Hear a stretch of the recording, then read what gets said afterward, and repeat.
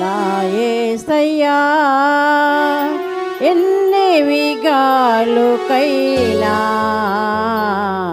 ఆరాధ దైవము నీవేనని దళమెత్తి నీ కీర్తిని సాటెదా.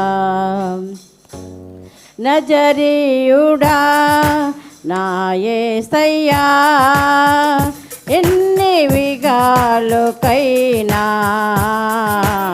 ఆరాధ దైవము నీవేనని దళమెత్తి నీ కీర్తిని సాటెదా. నజరీయుడా నా యేసయ్యా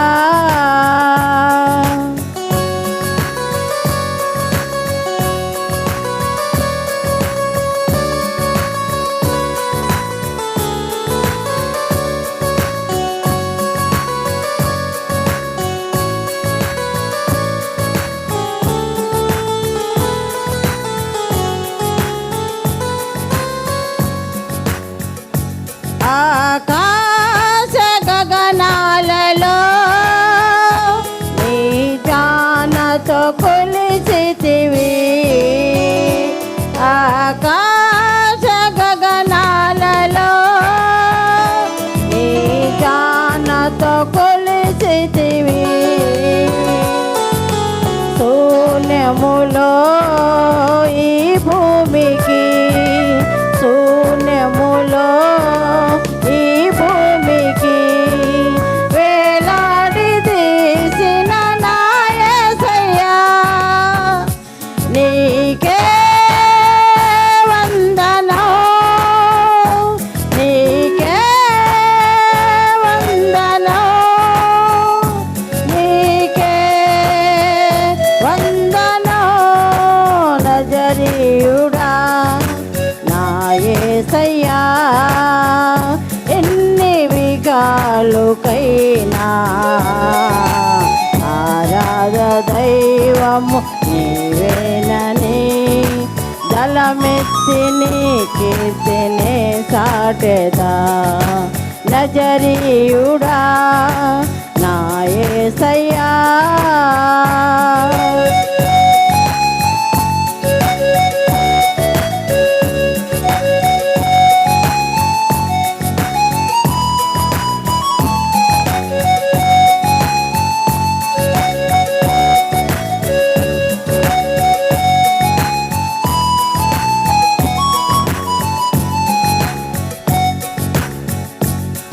ఆగాధ సముద్రాలలో నీవే వెళ్ళలు వేసితివి.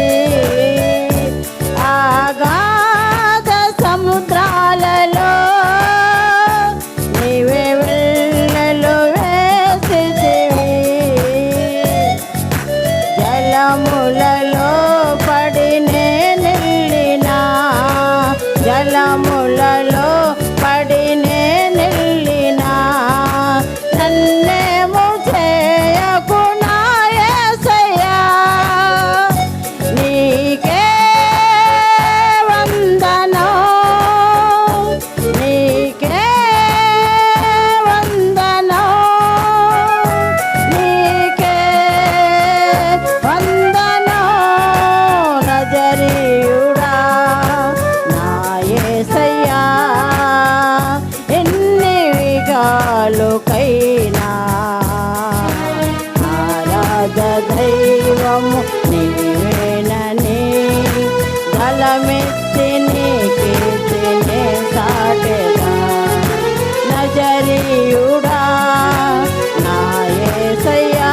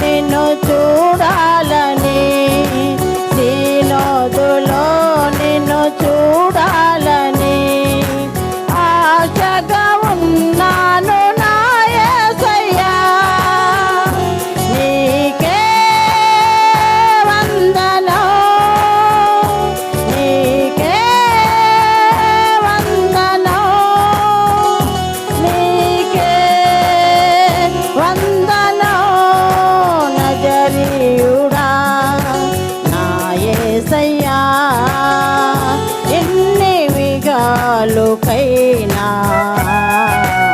ఆరాధ దైవము నీవేనని దళమెత్తి నీ కీర్తిని సాటెదా నజరీయుడా నా యేసయ్యా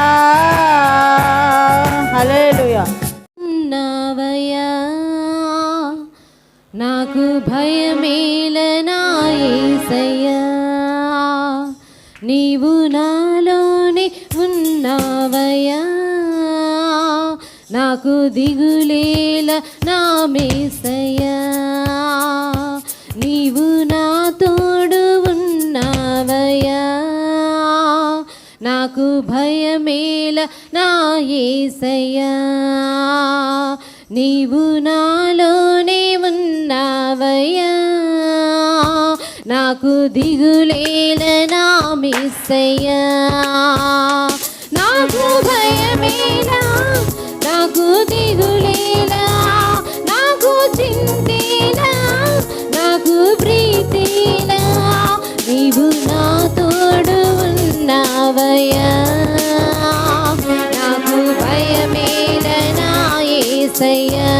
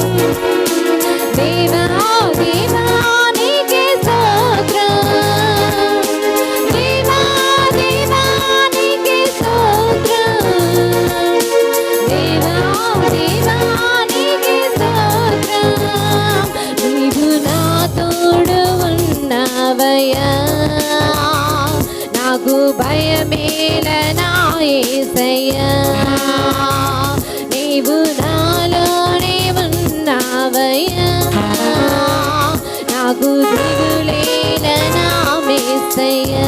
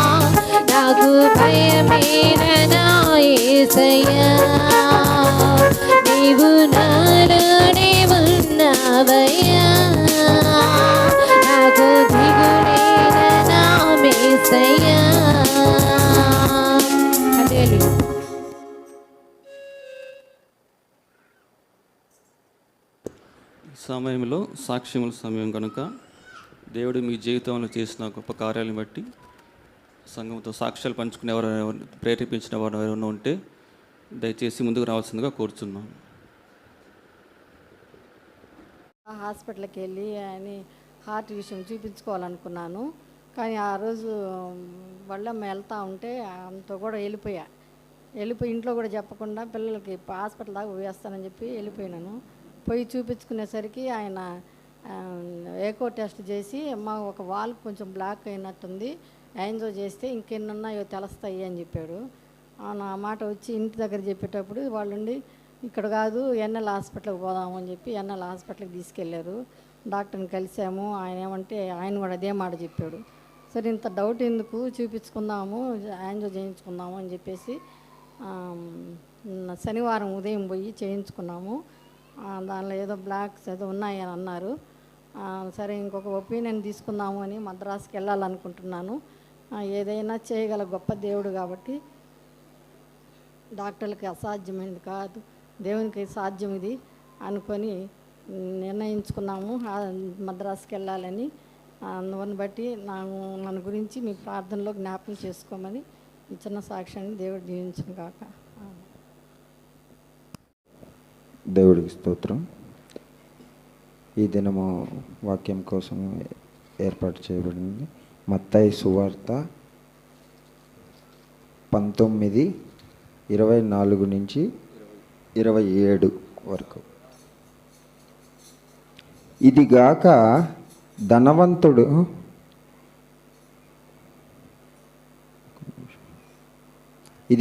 ధనవంతుడు పరలోక రాజ్యములో ప్రవేశించుట కంటే సూది బెజ్జములో ఒంటె దూరుట సులభమని మీతో చెప్పుచున్నానెను. శిష్యులు ఈ మాట విని మిక్కిలి ఆశ్చర్యపడి, అలాగైతే ఎవడు రక్షణ పొందగలడని అడుగగా, యేసు వారిని చూచి, ఇది మనుష్యులకు అసాధ్యమే గాని దేవునికి సమస్తమును సాధ్యమని చెప్పెను. ఆమేన్. దేవునికి స్తోత్రం. ఈ సమయంలో వాక్యం కొరకే చెల్లిస్తున్నాం. గొప్ప దేవ, ఘనమైన దేవ, నీకు వందనాలు నాయన. మహాగడ, మహోన్నతుడ, పరిశుద్ధుడ, జీవాధిపతి, నీకే వందనాలు స్తోత్రాన్ని చెల్లిస్తున్నాం తండ్రి. నాయన ఈ ఆదివార సమయంలో నాయన రెండో ఆరాధనలో నీ సన్నిధిలో చేరడానికి నీవు ఇచ్చిన కృపను బట్టి నీకు వందనాలు స్తోత్రాన్ని చెల్లిస్తున్నాం తండ్రి. ఇంతవరకు చేరి వచ్చిన ప్రతి బిడ్డను బట్టి నీకు వందనాలు చెల్లిస్తున్నాం.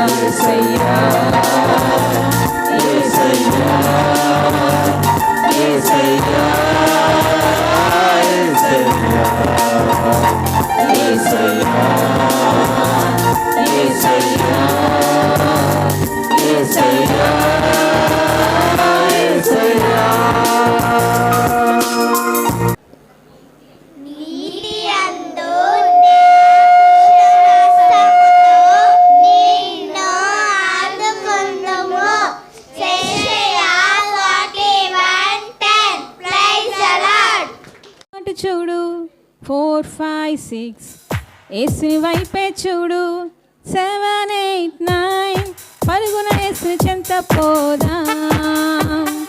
10 అంటూ పదం పరలోకం మన సొంతం. 10 అంటూ పదం పరలోకం మన సొంతం.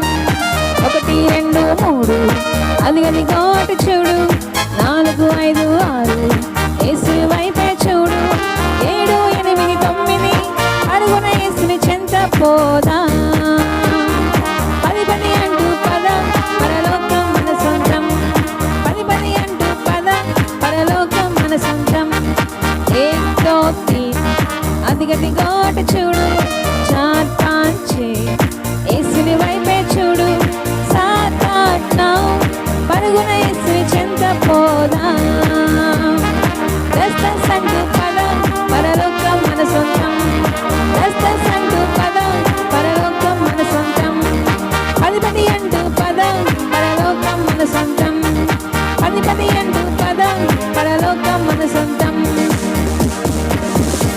Praise lord, hallelujah. Praise lord. దేవునికి స్తోత్రం. మీ అందరికీ ప్రభు పేరట వందనాలు తెలియజేసుకుంటున్నాను. దేవుడు మనకిచ్చినటువంటి ఈ మంచి తరుణాన్ని బట్టి దేవునికి వందనాలు. మేలు చేయక ఆయన ఉండలేడు కదమ్మా. ప్రతిదినము మన జీవితాల్లో మేలు చేయక ఉండలేడు. ఆయన ఆరాధించకుండా మనం కూడా ఉండలేం. మేలు చేస్తూనే ఉంటాడు యేసయ్య. ప్రతిదినము మన జీవితాల్లో మేలులు చేసే దేవుడు ఆయన. Praise lord. చక్కటి కీర్తనలో పాడుకొని దేవుణ్ణి ఇప్పటి వరకు ఆరాధించాం. ఆయన మాటలను మరి కొద్దిసేపు మనం ధ్యానించుకుందాం. మనము చదవబడినటువంటి వాక్య భాగాన్ని ఒకసారి గుర్తు చేసుకుంటే మత్తయి సువార్త 19వ అధ్యాయము 24వ వచనం నుంచి 26 వరకు చదువుకున్నాం. మత్తయి సువార్త 19వ అధ్యాయము 24 నుంచి 26 వరకు చదువుకున్నాం. ఇదిగాక ధనవంతుడు పరలోక రాజ్యములో ప్రవేశించుట కంటే సూది బెజ్జములో ఒంటె దూరుట సులభమని మీతో చెప్పుచున్నాను నేను. శిష్యులు ఈ మాట విని మిక్కిలి ఆశ్చర్యపడి, అలాగైతే ఎవరు రక్షణ పొందగలడని అడుగగా, యేసు వారిని చూచి, ఇది మనుష్యులకు అసాధ్యమే, కానీ దేవునికి సమస్తమును సాధ్యమని చెప్పెను. ఈ మాట చక్కటి మాట. ఇది మనుష్యులకు అసాధ్యమే కానీ దేవునికి సమస్తమును సాధ్యముని చెప్పెను. ఈరోజు మన వాక్య భాగములోని వాక్య ధ్యానాంశం ఏంటంటే, అసాధ్యాలను సాధ్యం చేసే దేవుడు. ఎవరమ్మా? అసాధ్యం అనుకున్నటువంటి కార్యాలను సాధ్యము చేసే దేవుడు. అది మన వాక్య భాగంలోని మరి మన టాపిక్. అయితే మన జీవితంలో అసాధ్యము అనుకున్నటువంటి పరిస్థితులు ప్రతి ఒక్కరికి ఎదురవుతాయి కదమ్మా. నాకు ఈ ఉద్యోగం రావడం అసాధ్యం, నాకు ఇంత డబ్బులు రావడం అసాధ్యం అనుకుంటాం. నాకు ఇంక నా ఈ రోగము బాగుపడ్డము అసాధ్యం అనుకుంటాం. నేను ఇల్లు కట్టడము నా జీవితంలో నేను కట్టలేను అని అనుకుంటాం, అసాధ్యం. నేను ఈ వాహనాన్ని కొనడం అసాధ్యం అనుకుంటాం. ఈ ఉద్యోగంలో నేను చేరడం అసాధ్యం అనుకుంటాం. ఇది మనకైతే సాధ్యము కాదు అనుకుంటాం. నేను బాగుపడడం అసాధ్యము అని అనుకుంటాం. మా ఇంట్లో వాళ్ళు బాగుపడడం అసాధ్యము, ఈయన ఇంక బాగుపడడు, లేయలేడు అని అనేక సార్లు మనం అనుకుంటూ ఉంటాం. అయితే ప్రియ దేవుని బిడ్డలారా, అసాధ్యము అన్నటువంటి మాట ఎవరిదమ్మా? అది మనుష్యుల మాట అంటది. ఎవరి మాట? మనుష్యుల మాట. మనుష్యుల నోట అసాధ్యం అనే మాటే వస్తుందంట. అయితే దేవుని మాట ఏంటమ్మా? సమస్తము సాధ్యము. ఎంత గొప్ప మాట! సమస్తము ఆయనకి సాధ్యము. నిజమా? సమస్తము ఆయనకి సాధ్యమేనా? అనేక సమస్యలు మన కళ్ళ ముందు ఉంటే ఇక నాకు చావే శరణ్యము, నా వల్ల కాదు ఇంక నా జీవితము ముగించేద్దామని అనుకునేటువంటి పరిస్థితుల్లో అనేక మంది సేవకులను సాధ్యము కాని ఆ జీవితాన్ని తిరిగి లేవనెత్తినటువంటి అసాధ్యమైన కార్యాలను సాధ్యం చేసిన దేవుడు. అనేక మార్గాలు జీవితాల్లో మూయబడితే ఇక నా మార్గము తెరవబడదు, ఆయన నన్ను ఇంక పిలవడు ఉద్యోగానికి, నాకు ఈ స్థితి ఇంక రాదు అన్నటువంటి పరిస్థితుల్లో మార్గాలను తెరిచి అసాధ్యం అనుకున్న మార్గాన్ని సాధ్యం చేసి చూపించే దేవుడు. ఈ తలుపులు మోయబడ్డాయి, ఇక ఈ తలుపులు తెరవబడవు, ఇక ఇంతే, నా బంధుమిత్రులతో నాకు సమాధానం ఉండదు, నేను వారితో ఇక జీవితాంతము ఇలాగే ఉంటానని అనుకున్నటువంటి పరిస్థితుల్లో సాధ్యము కానటువంటి ఆ బంధాన్ని నిలబెట్టినటువంటి దేవుడు, ఇది సాధ్యమే అని చూపినటువంటి దేవుడు. ఇలాంటి కార్యాలు మన జీవితాల్లో అనేకము జరుగుతాయి. ఇది అసాధ్యము, ఇది జరగదు, ఇది ఇంతే, ఈ బిడ్డ బ్రతకడం అసాధ్యము, ఈ జబ్బు నయమనడం అసాధ్యము, ఇక వీరింతే, వీరి బ్రతుకింతే అని వదిలేసినటువంటి సందర్భాలు అనేకమున్నాయి. చివరిగా దేవుని యొద్దకు వచ్చి అసాధ్యం అనుకున్నటువంటి కార్యాలు, అనేకమైన కార్యాలు ఏం చేశాడు దేవుడు? సాధ్యము చేశాడు. అట్టి దేవుణ్ణి కలిగి ఉన్న మనము ఎంత ధన్యులమో! అసాధ్యమైన కార్యాలను సాధ్యము చేసే శక్తివంతుడైన దేవుణ్ణి కలిగి ఉన్న మనము ఎంతటి ధన్యులమో, ఎంతటి గొప్ప భాగ్యమో! అట్టి దేవుణ్ణి మనం కలిగి ఉన్నాం. ప్రియ దేవుని బిడ్డలారా, అసాధ్యం అనుకున్నటువంటి కార్యాలు ఆదికాండము 18వ అధ్యాయము, ఆదికాండం 18వ అధ్యాయంలో చూస్తే అబ్రహాము ఎంతో ఆయన మరి చాలా వయసు కలిగినటువంటి, చాలా లేటు వయసు కలిగినటువంటి అబ్రహాము, అతనికి పిల్లలే లేరు, అస్సలు పిల్లలు పుట్టరు అన్నారు. అంటే అంత వయసులో కూడా అబ్రహాంకి ఇంకా పిల్లలు లేరు. అయితే దేవుడు ముందుగా అబ్రహాముకు ఆకాశ నక్షత్రాలను చూపించాడు, ఇసుక రేణువులను చూపించాడు. ఇలాంటి విధంగా నీ సంతానాన్ని అభివృద్ధి చేస్తానన్నాడు. నక్షత్రాలను నువ్వు లెక్కించగలవా? అలాంటి నక్షత్రాలు అసంఖ్యాకమైనటువంటి సంఖ్యగా నీ సంతానాన్ని వృద్ధి చేస్తానని వాగ్దానం ఇచ్చిన దేవుడు చాలా కాలం గడిచిపోతూ ఉంది. సంతానం లేదు, ఇంకా కాలం బహువృద్ధుడైపోతున్నాడు, ముసలివాడైపోతున్నాడు. శారమ్మ కూడా ముసలిదైపోయింది పూర్తిగా. తన స్త్రీ ధర్మము కూడా తనకు ఊడగించిపోయి నశించిపోతున్నటువంటి అలాంటి జీవితంలో మరి ఏం చేశాడమ్మా? శారమ్మ కూడా నవ్వుకున్నటువంటి పరిస్థితి. 18వ అధ్యాయం 11వ వచనంలో చూస్తే చదవమ్మా. అబ్రహామును శారాయును బహుకాలము గడిచిన వృద్ధులై ఉండిరి. స్త్రీ ధర్మము శారాకు నిలిచిపోయిన గనుక శారా నేను బలము ఉడిగిన దాననై తరువాత నాకు సుఖము కలుగునా, నా యజమానుడు వృద్ధుడై ఉన్నాడు కదా అని తనలో నవ్వుకునిందమ్మా. ఇది అసాధ్యము అనుకునింది ఆమె. ఆ జీవితంలో ఇది అసాధ్యము, నేను స్త్రీ ధర్మము నశించిపోయిన దానను, మరి నా భర్త చాలా వృద్ధుడు, నా యజమానుడు వృద్ధుడై ఉన్నాడు అని తనలో తాను ఏం చేసుకుంది? నవ్వుకొనింది. ఇది అసాధ్యము, ఇది అసాధ్యము, నాకు కలగదు బిడ్డలు అని అనుకునింది. అయితే దేవాది దేవుడు అసాధ్యమన్నటువంటి కార్యాన్ని ఏం చేయగలడమ్మా? సాధ్యము చేసి చూపించే దేవుడు. తర్వాత ఏం చేశాడు? 14వ వచనంలో యెహోవాకు, చదవండి 18-14. యెహోవాకు అసాధ్యమైనది ఏదైనానున్నదా?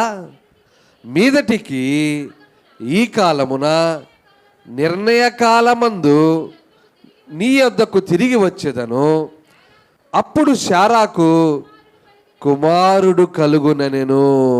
చూసారా? ఆ 14వ వచనంలో అంటాడు, యెహోవాకు అసాధ్యమైనది ఏదైనా ఉన్నదా? అసాధ్యమైనది దేవునికి లేదు.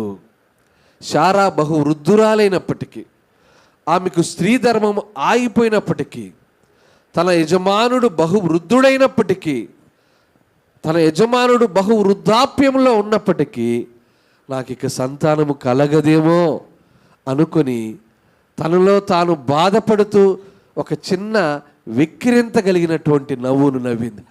ఇకనైనా ఇంకా నాకేమి సంతానం కలుగుతుంది అని ఒక రకమైన బాధతో వెక్కసమగినటువంటి మరి నవ్వితే, అప్పుడు అంటాడు, యెహోవాకు అసాధ్యమైనది ఏదైనా ఉన్నదా? అలాంటి శారా కడుపులో కూడా బిడ్డను పుట్టించినటువంటి దేవుడు. లేదమ్మా, ఇస్సాకును జన్మించి అనేక తరములకు అబ్రహాము దేవుడు, ఇస్సాకు దేవుడు, యాకోబు దేవుడని పిలువబడినటువంటి గొప్ప దేవుడైన ఆ దేవుణ్ణి మనము కలిగి ఉన్నాం. అసాధ్యమైనది దేవునికి ఏదీ లేదు. అసాధ్యమైనది దేవునికి ఏదీ లేదు. అసాధ్యమైనటువంటి కార్యములు మనుషులకే తప్ప దేవునికి లేదు. ప్రియదేవుని బిడ్డలారా, ఎర్ర సముద్రం, నిర్గమకాండం 14వ వచనంలో చూస్తే, నిర్గమకాండం 14వ అధ్యాయంలో మరి ఐగుప్తు నుంచి, ఫరోల నుంచి ఇశ్రాయేలును విడిపించి మరి మోషే తీసుకుని వెళుతూ ఉన్నప్పుడు మరి అడ్డుగా ఏమొచ్చిందండి? ఎర్ర సముద్రం. సముద్రమే అడ్డొచ్చేసింది. ఎర్ర సముద్రం అడ్డొచ్చింది. వెనక ముందు సముద్రము, వెనకాల శత్రువులు. ముందు సముద్రము, వెనకాల శత్రువులు. ఇశ్రాయేలు ప్రజలు అలాగే నిలబడిపోయారు. ఏం చేయాలి? ముందు సముద్రం ఉంది, దాటలేము. వెనక శత్రువులు తరుముతున్నారు. ఎలా పరిస్థితి? ఏది అగమ్య గోచరంగా ఉంది, ఏది ఆలోచించలేని పరిస్థితి. అసలు ఈ కార్యం జరుగుతుందా లేదా? మేమందరం ఇక్కడే చనిపోతామా? మమ్మల్ని ఇక్కడికి చంపడానికి నువ్వు తీసుకొని వచ్చావా మోషే అని వారు అడుగుతున్నారు, సణుగుతున్నారు, మోషే మీద కోప్పడ్డారు. ప్రియదేవుని బిడ్డలారా, ఈ ముందు మనం దాటడం అసాధ్యం అనుకున్నారు ప్రజలు. ఎటువంటి భయంకరమైన సముద్రం అది. ఆ సముద్రాన్ని మనం ఎలా దాటుతాం? మరి వెనక శత్రువులు తరుముకుంటూ వస్తున్నారు. భయంకరమైనటువంటి శత్రువులు వాళ్ళు. మరి వారి దగ్గర మేము చనిపోతామా? వారి చేతుల్లో మేము హతమైపోతామా? ఏమిటి మాకు ఈ పరిస్థితి అని భయముతో, వణుకుతో, కోపముతో తమను తాము ఎంతగానో భయపడుతూ, ఏంటి పరిస్థితులు, ఇంత దూరం తీసుకొని వచ్చి మరి మమ్మల్ని చంపేస్తాడా అని ఎంతగానో బాధపడుతూ భయపడుతున్నటువంటి ఆ ఇశ్రాయేలు ప్రజలకి మోషే ఏం చేశాడు? 14వ అధ్యాయము 15వ వచనంలో చూస్తే, అంతలో యెహోవా మోషేతో, నీవేళ నాకు మొరపెట్టుచున్నావు, సాగిపోవుడి అని ఇశ్రాయేలులతో చెప్పుము. ఇక్కడ ఒక చిన్న మాట. ఇంత భయంకరమైనటువంటి ఈ పరిస్థితుల్లో ముందు ఎర్ర సముద్రం ఉంటే సాగిపోవుడి అని ఇశ్రాయేలులతో చెప్పమనడం ఎంత విచిత్రంగా అనిపిస్తుంది కదమ్మా. మనకు పరిస్థితులు ఎలా ఉంటాయంటే, ఎదురుగా ఇక ఏది కుదరదు, ఇది అసాధ్యము, ఈ కార్యము జరగదని మన కళ్ళ ముందు కనబడుతూ ఉంటుంది. కానీ దేవుడు ఏం చెప్తాడో తెలుసా? ఏం చెప్తాడమ్మా దేవుడు? సాగిపోవుడి, సాగిపోవుడి అని చెప్తాడు. ముందుకు కదలండి అని చెప్తాడు. ముందుకి కదలండి, ఆయన స్వరమును మనం విని ముందుకు నడవాలి. ఎటువంటి ఆటంకములు ఎదురైనా, ఎంతటి నిందలు భరించినా, మన ముందుకు ఎటువంటి భయంకరమైనటువంటి వ్యక్తులు మనకు ఎదురుగా నిలబడ్డా, ఎలాంటి భయంకరమైన పరిస్థితులు మనకు ఎదురైనా, మన విశ్వాసము సన్నగిల్లకుండా ఆయన చెప్పే మాట ఏంటో తెలుసా? సాగిపోవుడి, ముందుకు వెళ్ళండి. మరి ఎలా వెళ్తాం ప్రభువా? ముందు సముద్రం ఉంది కదా, మునిగిపోతాం కదా, మరి ఎలా వెళతాం? వెనక శత్రువులు వస్తున్నారు కదా, ఏంటి ప్రభువా అని ఆలోచించకుండా మరి మోషే ఏం చెప్పాడు? నీవు నీ కర్రను ఎత్తి ఆ సముద్రము వైపు నీ చెయ్యి చాపి దాని పాయలుగా చేయము.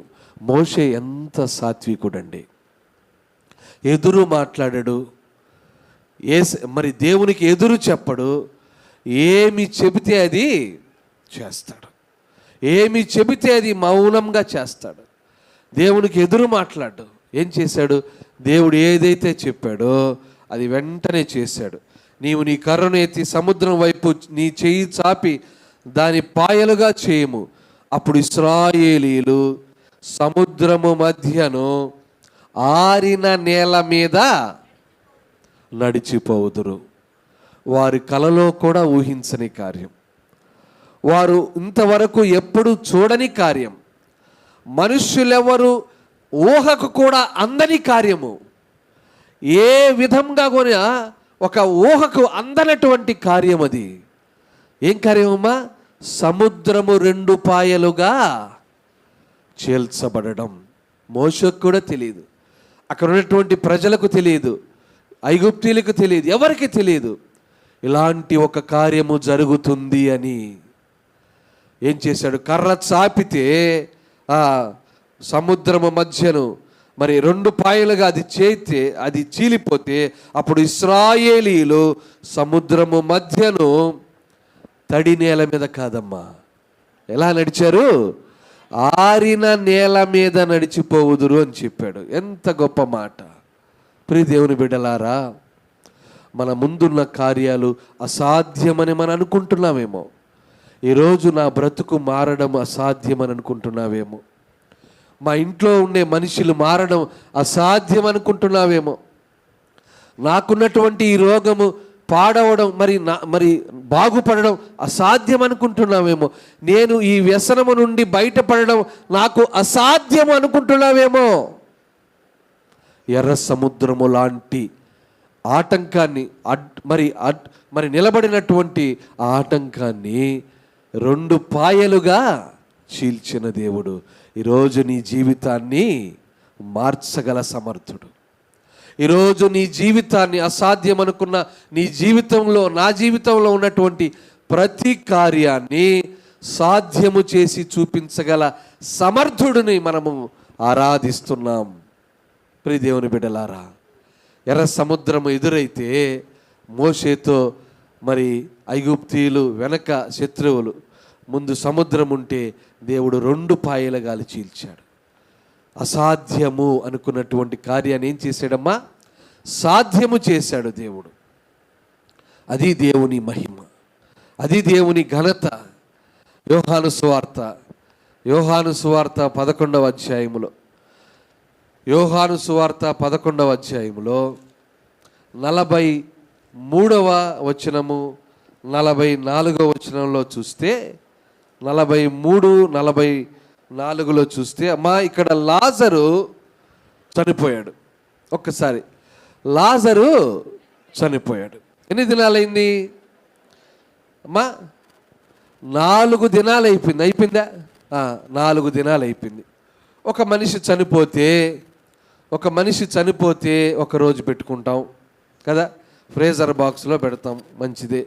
ఎవరో బంధువులు హైదరాబాద్ నుంచో లేకపోతే ఎక్కడి నుంచో ఎవరో రావాలనుకోండి, ఒక రోజంతా పెడతాం. మరుసటి రోజు పొద్దున్నే ఏం చేస్తాం? కానివ్వండి ఇంకా ఎత్తేయండి. ఎందుకు?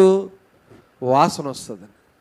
మనిషి దేహము మట్టికి మన్ని అయిపోతుంది, వాసన కలిగినటువంటి దేహం, కుళ్ళిపోయే దేహం మనది. కాబట్టి రెండవ రోజుకి ఏం చేస్తారు, వెంటనే కానివ్వండి టైము 9 అయిపోతుంది, 10 అయిపోతుంది, తొందరగా ఎత్తేయండి అని అంటారు. అలాంటి బ్రతుకు కలిగినటువంటి మనుషులం మనం. మరి ఒకరోజు అయిపోయింది, 2 రోజులు అయిపోయినాయి, 3 రోజులు, 4 రోజులు కూడా అయిపోయింది. ఇక ఆ దేహము ఏమవుతుంది, కుళ్ళిపోయి ఉంటుంది, పురుగులు పట్టిపోయి ఉంటుందని అనుకున్నారు అందరూ. అయితే యేసయ్య తను మరి కొంత ఆలస్యం చేసి అక్కడికి వచ్చాడమ్మా. వచ్చి ఏం చేశాడు, 11వ అధ్యాయము 43వ వచనంలో ఆయన అలాగు చెప్పి, లాజరు బయటకు రమ్మని మెల్లగా చెప్పాడమ్మా. మెల్లగా చెప్పాడా?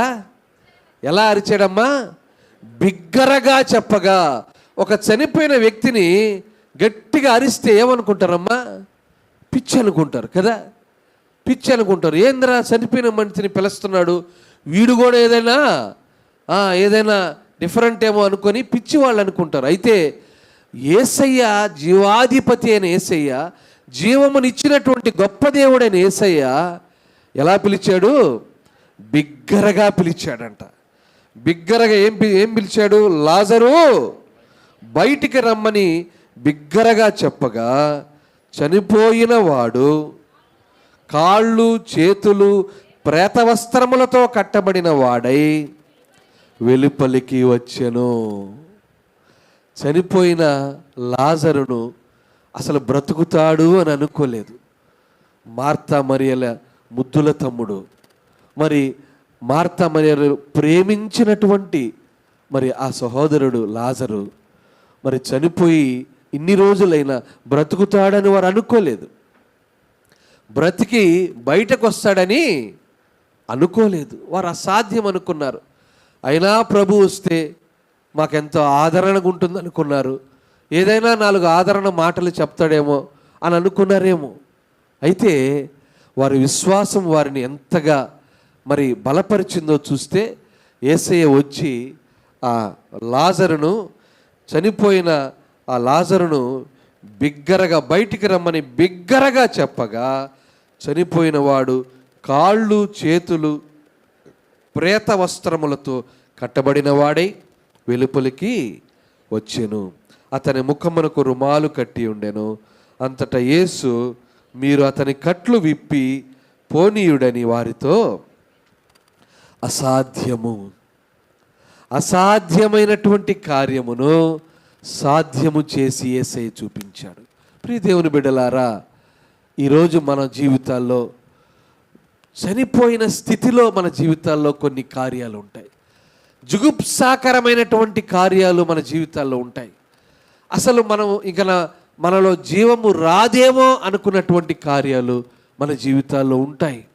ప్రియ దేవుని బిడ్డలారా, యేసయ్య మనకు చెబుతున్నటువంటి మాట ఏంటంటే, అలాంటి మృతమైన పరిస్థితుల్లోనూ కూడా నేనేం చేస్తాడు? ఆయన లేవనెత్తుతాడు. అలాంటి చనిపోయినటువంటి జీవము లేని స్థితిలో కూడా ఏం చేస్తాడు? ఆయన లేపతాడు. జీవమునిచ్చి ఆయన బ్రతికించి ఆ పరిస్థితుల్లో నుంచి నిన్ను బయటికి తీసుకొని వస్తాడు. ప్రియ దేవుని బిడ్డలారా, అది దేవుడు అసాధ్యమైనటువంటి కార్యాలను సాధ్యము చేసే దేవుడు. ఆయన అసాధ్యము అనుకున్నటువంటి కార్యాలను సాధ్యము చేసే గొప్ప దేవుణ్ణి మనము ఆరాధిస్తున్నాం. మత్తయి సువార్త 14వ అధ్యాయంలో, మత్తయి సువార్త 14వ అధ్యాయంలో మరి యేసయ్య మరి చాలాసేపు ప్రసంగించాడు. మరి ప్రసంగించి ఏం చేశారు? మరి అరణ్య ప్రదేశం అప్పటికే చాలా పొరుదిపోయింది. ఆయన ప్రసంగం వింటుంటే అందరికీ మరి సమయం కూడా తెలిసేది కాదు. ఆయన మాటలు వింటూ ఉంటే ఆశ్చర్యమైంది. మరి ఎంతగానో అనుభూతి చెంది వారు ఎంతగానో ఆయన మాటలకు ఎంతగానో ఆసక్తిగా వింటూ ఆశ్చర్యం కలిగినటువంటి మనస్సులతో మరి సమయం కూడా ఎంతైందో కూడా వారు మర్చిపోయేవారంట. మరి అది ప్రొద్దుపోయింది, ఇప్పటికే ప్రొద్దుపోయింది. మరి జనాలు గ్రామంలోనికి వెళ్ళి భోజన పదార్థాలు కొనుక్కోవడానికి వారిని పంపివేయమని వారు అనేకులకు చెప్తే యేసు అంటాడు, మరి యేసయ్య 14వ అధ్యాయం 16లో, వారు వెళ్ళనక్కర్లేదు, మీరే వారికి భోజనం పెట్టుడని వారితో చెప్పారు. వారు ఇక్కడ మన యొద్ద ఎన్ని ఉన్నాయమ్మా? 5 రొట్టెలు 2 చేపలు. ఇక్కడ వేల సంఖ్యలో మరి జనాలు ఉన్నారు.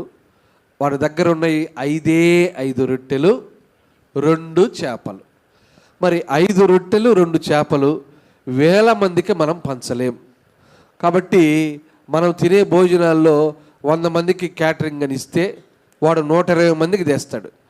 120 మందికి కూడా మనకు సరిపోక చివరిలో ఏం చేస్తారు? ఒకరు మాకు ముక్కబడలేదని, మాకు అసలు ఏమీ మేము బయటోడికే అన్నీ అయిపోయినాయని మనం నసుక్కుంటాం. 5 రొట్టెలు 2 చేపలు పట్టుకొని ఇన్ని వేల మందికి మనం భోజనం ఎలా పెడతాం అని శిష్యులకు బాగా డౌట్ వచ్చి ఉంటుంది. 5 రొట్టెలు 2 చేపలతో మనము ఇన్ని వేల మందికి భోజనం ఎలా పెడతారు అని. ఈ అసాధ్యం కదా, మరి ఎందుకు యేసయ్య మరి 5 రొట్టెలు తీసుకోరండి, మరి మీ దగ్గర ఏమైనా ఉంటే ఈ 2 చేపలు తీసుకోరండి అని అన్నాడు. మరి తీసుకొని వచ్చి ఏం చేశాడమ్మా?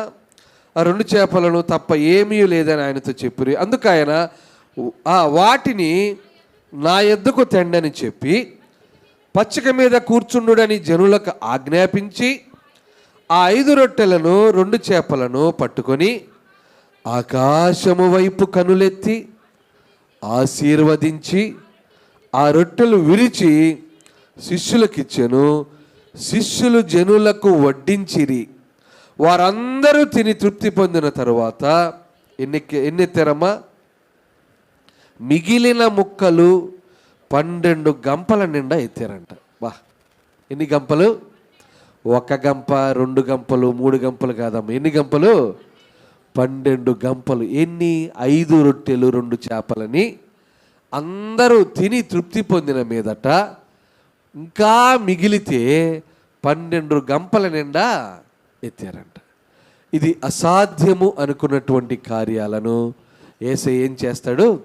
సాధ్యము అని ఆయన మన జీవితాల్లో చూపిస్తాడు. ప్రియ దేవుని బిడ్డలారా, సాధ్యము అని ఆయన మన జీవితాల్లో చూపించి నిరూపించేటువంటి గొప్ప దేవుడు. అయితే ఈ సాధ్యాలు మన జీవితంలో జరగాలి అనంటే ఏం చేయాలి నాయన? ఈ అసాధ్యమైనటువంటి కార్యాలు మన జీవితాల్లో జరగాలి అనంటే ముఖ్యంగా 3 మన జీవితాల్లో ఉండాలి. 3 మన జీవితాల్లో ఉండాలి. ఏం ఉండాలమ్మా? మొట్టమొదటిగా ప్రార్థన ద్వారా అసాధ్యమైన కార్యాలను సాధ్యం చేసుకోవచ్చు. ప్రార్థన ద్వారా అసాధ్యము అనుకున్నటువంటి కార్యాలను సాధ్యము చేసుకోవచ్చు.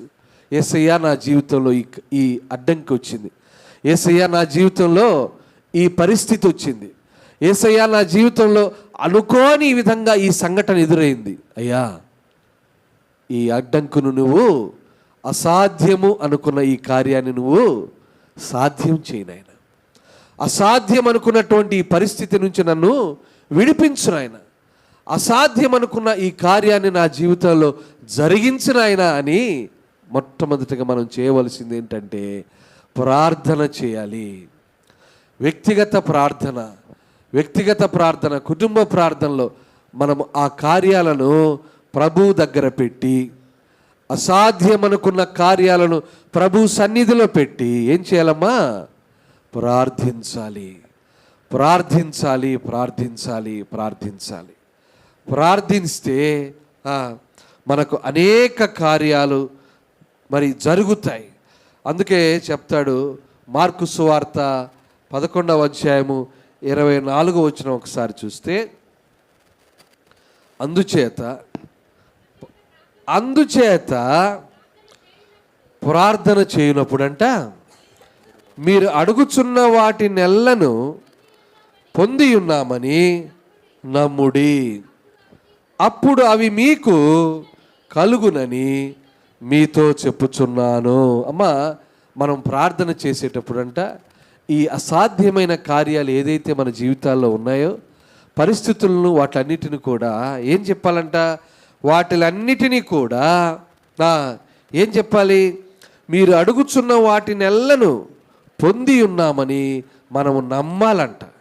అప్పుడు అవి మీకు కలుగును. ప్రార్థన ద్వారా ప్రతి కార్యము మన జీవితాల్లో సఫలీకృతం అవుతుంది యేసయ్య అని మనం నమ్మాలి. ఆయన నా కార్యము చేస్తాడు, ఆయన నా కార్యమును సఫలీకృతం చేస్తాడు, ఇలాంటి పెద్ద ఆటంకాన్ని నా జీవితంలోంచి ఆయన తీసివేస్తాడు అని ప్రార్థన ద్వారా ప్రియ దేవుని బిడ్డలారా, ఒక 10th క్లాస్ రాస్తున్న ఒక విద్యార్థి అంట, 10th క్లాస్ రాస్తున్న ఒక విద్యార్థి అంట, చాలా డల్ స్టూడెంట్ అంట. ఆ బిడ్డ డల్గా, అంటే సరైన మార్కులు ఆ బిడ్డకి రావంట, చాలా డల్ స్టూడెంట్ అంట. మరి ఆయన ఒక పాస్టర్ గారి దగ్గరికి వచ్చాడంట. పాస్టర్ గారు, 10th క్లాస్ ఎగ్జామ్స్ నేను రాయబోతున్నాను, నాకు తెలివి చాలా తక్కువ అండి, ఏది గుర్తు రావటం లేదు, చదువుతున్నాను కానీ జ్ఞాపకం ఉండటం లేదని పాస్టర్ గారి దగ్గరికి వచ్చానంట. మరి ఆ పాస్టర్ గారు మరి ఆ పిల్లోడు అడిగాడంట, ఏదైనా ప్రార్థన చేసి ఏదైనా ఒకటి వస్తువు, అంటే పెన్ను నాకు ఇవ్వండి అని అతన్ని పాస్టర్ గారిని అడిగాడంట. పాస్టర్ గారు ఆ పిల్లోడి సైడ్ చూశాడు. ఈ పిల్లోడికి మరి ఆశ ఉంది, పాస్ అవ్వాలని, లేకపోతే మంచి మార్కులు తెచ్చుకోవాలి ఆశ ఉంది, కానీ పాపం చాలా బాధపడుతున్నాడని, సరే నాయనా నేను ఇస్తాను, నీకు మంచి పెన్ను బహుకరిస్తాను, ప్రార్థన చేసిస్తాను. అయితే నీవు ఏం చేయాలంటే, ప్రతిదినము నువ్వు చదువుకునేటువంటి పాఠాల కంటే ముందుగా ఒక 2 అధ్యాయాలు చదువుకొని వెంటనే నీ పాఠాలు మొదలుపెట్టు, ప్రార్థన చేసి నీ పాఠాలు మొదలుపెట్టు, నేను నీకోసం ఖచ్చితంగా ప్రార్థన చేస్తాను, దేవుడు నీకు సహాయం చేస్తాడు అని చెప్పి మరి చెప్పాడంట. వెంటనే ఆ పిల్లవాడు అప్పటి వరకు అతనికి ప్రార్థన చేయడు, వాక్యం చదివేవాడు కాదు. కానీ అప్పుడు తెల్లవారుజామున 4 గంటలకల్లా 4:30 కల్లా లేచి ముందు ప్రార్థన చేసి వాక్యం చదువుకొని మరి తన పాఠాలు చదువుకునేవాడు. అయినా అతనికి ఏం అర్థం కావట్లేదు, చాలా బాధపడ్డాడు. చదువుకొని మరి అలాగే అలవాటైపోయింది. మరి పరీక్షలు వచ్చేసాయి, పరీక్షలు రాయడానికి వెళుతున్నాడు. భయం వేస్తుంది, ఎలా చేయాలి, మరి చాలా టెన్షన్గా ఉంది. క్వశ్చన్ పేపర్లో ఏమొస్తాయో క్వశ్చన్స్, నేను చదువుకున్నవి వస్తాయో చదవని వస్తాయో తెలియదు కదా. కొత్తగా అప్పుడే 10వ తరగతి పరీక్ష రాస్తున్నాడు, లోపలికి ఎంటర్ అయ్యాడు. మరి పాస్టర్ గారు చెప్పిన మాటలు గుర్తున్నాయి. ప్రార్థన చేసుకొని కళ్ళు మూసుకొని ప్రార్థన చేసి అప్పుడు క్వశ్చన్ పేపర్ ఓపెన్ చేసి చూడాయనా అని అన్నాడు. పిల్లవాడు అదే విధంగా తను ప్రార్థన చేసుకొని, యేసయ్యా నీ కొరకు నేను జీవిస్తాను, ఖచ్చితంగా మరి ఈ ఎగ్జామ్లో పాస్ కావాలని నేను ఎంతగానో ఆశపడుతున్నాను, ప్రార్థించి మరి నాకు సహాయం చేయనాయన అని చెప్పి క్వశ్చన్ పేపరు ఓపెన్ చేశాడు. అయితే అద్భుత కార్యం ఏంటంటే, ఆ పిల్లవాడు చివరిలో చూసుకున్నటువంటి ఆ క్వశ్చన్లు అందులో వచ్చాయంట. లాస్ట్లో వెళుతూ చూసుకున్నాడే, పాప మా పిల్లడు గుర్తుండదు, కానీ చివరిలో బుక్స్ పెట్టే ముందు కొన్ని క్వశ్చన్లు చూసుకున్నాడు, అవే క్వశ్చన్లు వచ్చాయి. బిడ్డ ఎంత సంతోషపడ్డాడో, ఆనందంగా అవే గుర్తుపెట్టుకొని అన్నీ రాసి పాస్ అయ్యి సంతోషంతో పాస్టర్ గారి వద్దకు వచ్చాడంట. ఇప్పుడు దేవుని బిడ్డలారా, మనం అనుకుంటాం అసాధ్యమని అనుకుంటాం, కానీ కొన్ని కార్యాలు మన కళ్ళ ముందు యేసయ్య చేస్తాడు. అయితే మనం ఏం చేయాలి? ప్రార్థనతో ఆ కార్యాలను మనము సాధ్యం చేసుకోవాలి, ప్రార్థనతో చేసుకోవాలి. ఇంకొకటి ఏంటంటే, విశ్వాసము ద్వారా అసాధ్యమైన కార్యాలను మనము సాధ్యం చేసుకోవాలి. విశ్వాసము ద్వారా, విశ్వాసం లేకపోతే ఆ కార్యాలు మన జీవితాల్లో జరగవు. ఎందుకంటే అవి చాలా పెద్దగా కనబడతాయి. అందుకే చెప్పాడు, విశ్వాసముతో ఈ కొండను ఇక్కడ నుంచి అక్కడికి పడమంటే అది ఖచ్చితంగా పడిపోద్దంట. నీ విశ్వాసముతో ప్రార్థించాలంటే. కాబట్టి అయితే మనకు లేనిది ఏంటంటే విశ్వాసమే. ఒక ఆయనంట వర్షము రాకూడదని, క్షమించండి, వర్షము రావాలని ప్రార్థించాడంట. వర్షము రావాలి యేసయ్య, వర్షాలు చాలా మరి రాక ఆ ప్రాంతమంతా బీడు భూమిగా మారిపోయిందంట.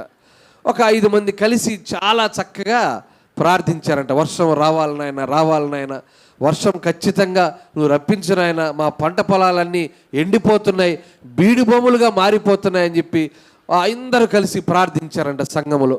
సంఘంలో ప్రార్థించారు. ప్రార్థించి రోజు ప్రార్థిస్తూ వస్తున్నారు. 7వ దినం, 1 దినము, 2 దినం, 3 దినాలు అయిపోయినాయి. 7వ దినము చివరి దినం. ఈరోజు ఖచ్చితంగా నువ్వు వర్షాన్ని కురిపించాలి యేసయ్య, నువ్వు ఖచ్చితంగా కురిపిస్తావు నాయనని ప్రార్థించి సంఘానికి బయలుదేరారంట. బయలుదేరేటప్పుడు వాళ్ళ పిల్లవాడు కొడుకంట గొడుగు తీసుకొని వస్తున్నాడట. ఎవరు? ఆ ప్రార్థించినటువంటి ఆయన కొడుకు గొడుగు సంకలో పెట్టుకొని వస్తున్నాడంట. ఈయన చూశాడంట, రే ఏంద్రా గొడుగు ఎత్తుకొని వస్తున్నావు, ఎర్రటి ఎండ కురుస్తుంది, భయంకరమైనటువంటి ఎండ, అసలే వర్షాలు లేక అల్లాడుతున్నాం, గొడుగు ఎందుకు తీసుకొని వస్తున్నావు అని అడిగాడంట. ఆ పిల్లవాడు చెప్పాడంట, డాడీ 7 దినాలు ప్రార్థిస్తే వర్షం పడుతుందని మనం ప్రార్థిస్తున్నాం కదా. 1 దినం అయిపోయింది, 2వ దినం అయిపోయింది, 3వ దినం, 4, 5, 6 దినాలు ప్రార్థించాం కదా. ఇది ఎన్నో దినము? 7వ దినం. ఈ 7వ దినము మనం ఖచ్చితంగా యేసయ్య వర్షాన్ని కురిపిస్తాడు. ఆ వర్షంలో మనం తడిస్తే అందుకే గొడుగెత్తుకొని వస్తున్నానంట. వెంటనే వాళ్ళ నాన్న చూసి ఆ బిడ్డ విశ్వాసానికి ఆశ్చర్యపోయాడంట. మరి నాకు లేదే ఈ విశ్వాసం, నా కుమారుడికి వచ్చిందే, ఈరోజు ఖచ్చితంగా వర్షాన్ని దేవుడు ఇస్తాడని, ఒకవేళ వర్షం వస్తే మనం తడిసిపోతామేమోనని సంకలో గొడుగెత్తుకొని వాళ్ళ ఆయనతో వచ్చాడు. ప్రియ దేవుని బిడ్డలారా, వెంటనే ఆ రోజు దేవుడు వర్షాన్ని ఇచ్చాడంట. ప్రియ దేవుని బిడ్డలారా, విశ్వాసముతో కార్యాలను సాధ్యం చేసుకోవచ్చు. విశ్వాసముతో కార్యాలను, అసాధ్యం అనుకున్న కార్యాలను సాధ్యం చేసుకోవచ్చు. ప్రియ దేవుని బిడ్డలారా, మరొకటిగా విధేయత ద్వారా నోవాహు ఏం చేశాడమ్మా? నోవాహు అంట అనేకులు నవ్వారంట. భయంకరమైనటువంటి మరి ఆ ప్రాంతంలో మరి దేవుడు జలప్రళయాన్ని సృష్టిస్తాడు, మీరంతా నాశనం అయిపోతారని ఎన్ని సంవత్సరాలు సువార్త ప్రకటించారమ్మా? 120 సంవత్సరాలు సువార్తను ప్రకటించి మరి అనేక సంవత్సరాలు చెప్తే కూడా ఎవ్వరూ నమ్మలేదు. అయినా కూడా దేవుడు చెప్పిన ఆ భాగాన్ని అదే విధంగా ఓడను విధేయతతో కట్టి ఆ కుటుంబాన్ని ఓడ లోపలికి తీసుకెళ్తే, ఓడ తలుపు దేవుడు వేసేస్తే బోరున వర్షము కురిసింది. మరి ఆయన అసాధ్యం అనుకున్నటువంటి ఆ కార్యాలను ఆయన సాధ్యపరుచుకొని తన కుటుంబాన్ని రక్షించుకోగలిగాడు. ప్రియ దేవుని బిడ్డలారా, ఈరోజు నీ జీవితంలో అసాధ్యము అనుకున్నటువంటి కార్యాలు ఉన్నాయా? ఈరోజు నీ జీవితంలో, నా జీవితంలో నేను దీన్ని విడిచిపెట్టలేను, నాకు ఇది అసాధ్యము, నాకు ఇది సాధ్యము కాదు, నేను దీన్ని చేయలేను, నాకు ఈ రోగము పోదు, నాకు ఈ పరిస్థితులు చక్కబడవు, ఇక నా భర్త మారడు, ఇక నా కొడుకు మారడు అనేటువంటి పరిస్థితులు నీ జీవితంలో ఉన్నాయా? మా అయ్యా యేసే చెప్తున్నాడు, దేవునికి సమస్తము సాధ్యం. మనుష్యులకు అసాధ్యమేమో కానీ దేవుడికైతే సమస్తము సాధ్యం. అట్టి కృప, సమస్తము సాధ్యపరిచేటువంటి ఆ కృప, మరి ఆయన ప్రేమ మనకు ఉండాలంటే ఏం చేయాలమ్మా? యేసేను మన హృదయంలోనికి చేర్చుకోవాలి. ఆయన మన హృదయంలో ఉంటే ప్రార్థన ద్వారా, మరి విశ్వాసము ద్వారా, విధేయత ద్వారా అసాధ్యము అనుకున్నటువంటి కార్యాలను మనము సాధ్యపరచుకోవచ్చు. మన జీవితంలో ఇక మరి ఇవి పోవు, ఇవి మా జీవితంలో ఇంకా వీటి ద్వారా మేము ఇంతే అనుకున్నటువంటి పరిస్థితులను సాధ్యపరుచుకొని దేవుని సన్నిధిలో మన జీవితాలను చక్కగా ముందుకు తీసుకుని వెళ్ళొచ్చు. ఆయన ఆశీర్వాదాలను మనము పొందుకోవచ్చు. అట్టి కృప దేవాది దేవుడు మనకు అనుగ్రహించునుగాక. ఆమెను. కళ్ళు మూసుకుందాం, ప్రార్థన చేసుకుందాం. కళ్ళు మూసుకుందాం. యేసయ్యా నీ కొందనాలు. మా జీవితంలో ప్రతి అవసరతను బట్టి నీ కొందనాలు. ఎన్నో మేలులు చేసిన దేవుడు, కానీ మా జీవితాల్లో కొన్ని సమస్యలు ఉన్నాయి నాయన.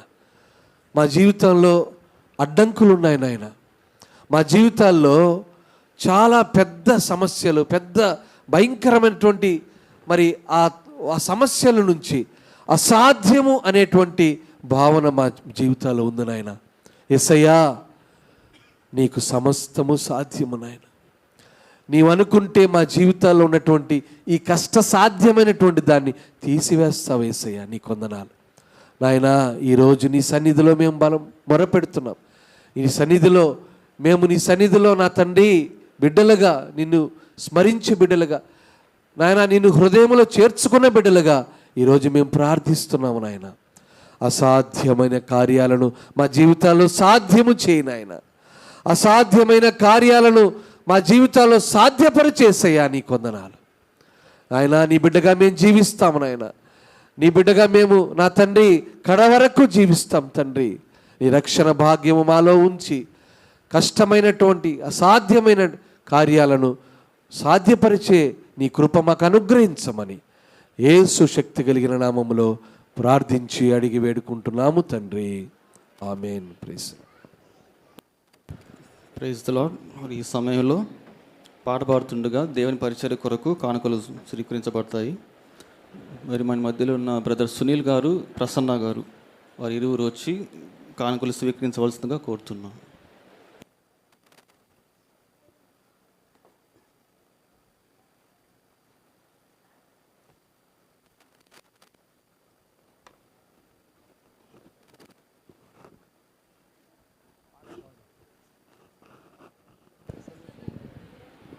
అర్పింతును